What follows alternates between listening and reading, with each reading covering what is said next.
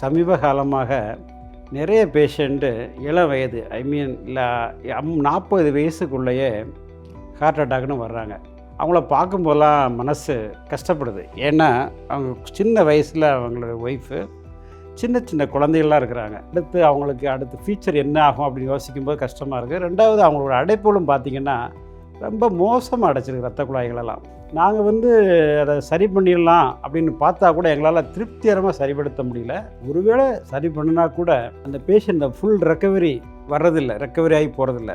இதுக்கெல்லாம் நம்ம காரணம் என்ன அப்படின்னு யோசித்து பார்க்கும்போது நாமெல்லாம் இப்போ கலாச்சாரங்கள்லாம் மாறிடுச்சு. நம்ம மேற்கிந்திய கலாச்சாரத்துக்கு மாறிட்டோம். அப்படி மாறினாலும் நமக்கு என்ன அட்வான்டேஜ் டிஸ்அட்வான்டேஜ் என்னென்னு பார்த்திங்கன்னா, அவங்களுக்கு நமக்கும் உள்ள வித்தியாசம் என்னென்னு பார்த்திங்கன்னா, ஜெனட்டிக்காகவே அது பிறக்கும்போதே நம்மளுடைய ஹார்ட்டில் உள்ள ரத்த குழாய்கள்லாம் அவங்க உள்ள ஹார்ட்டில் ரத்த குழாய் கம்பேர் பண்ணி பார்க்கும்போது நமக்கு ரொம்ப சிறுசு. ரெண்டாவது இன்சுலின் ரெசிஸ்டன்ஸாக நமக்கு ரொம்ப அதிகமாக இருக்குது. அந்த எண்டோத்திலியல் டிஸ்ஃபங்க்ஷன் சீக்கிரமே வந்துடுது. இதுதான் நம்மளுடைய மெயின் ப்ராப்ளம். எக்கனாமிக்கலி நம்மளாம் ரொம்ப சவுண்டாக இருக்கும். கடந்த 30 வருஷம் எக்கனாமிக்கலி நம்ம எல்லாருமே சவுண்டாகிட்டோம். அதனால் எல்லாருமே லைஃப் ஸ்டைலே மாற்றிக்கிட்டோம்.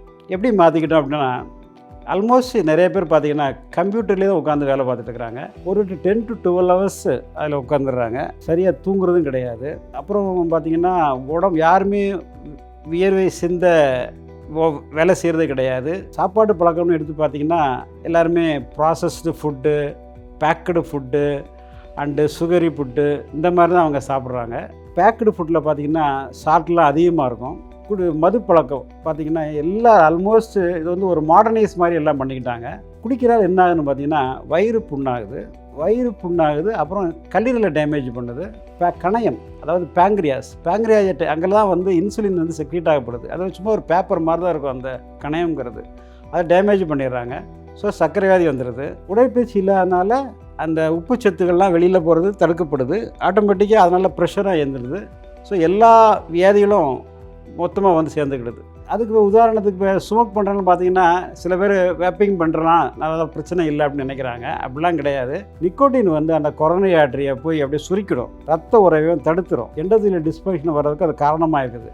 இல்லை சும்மா வேப்பிங் பண்ணுறனாப்பில் ஒன்றும் ப்ராப்ளம் வர்றதில்லை அப்படின்னு நம்ம நினைக்கக்கூடாது. வேப்பிங்குமே ஒரு ஹார்ம்ஃபுல் தான். அப்புறம் ஏர் பொல்யூஷன் பார்த்திங்கன்னா சிட்டியில் ஃபுல்லாக ஏர் பொல்யூஷன். நம்ம ஸ்மோக் பண்ணாட்டா கூட ஆட்டோமேட்டிக்காக அந்த பொல்யூஷன்னாலே நம்ம ரத்த குழாயெல்லாம் பாதிக்கப்படுது.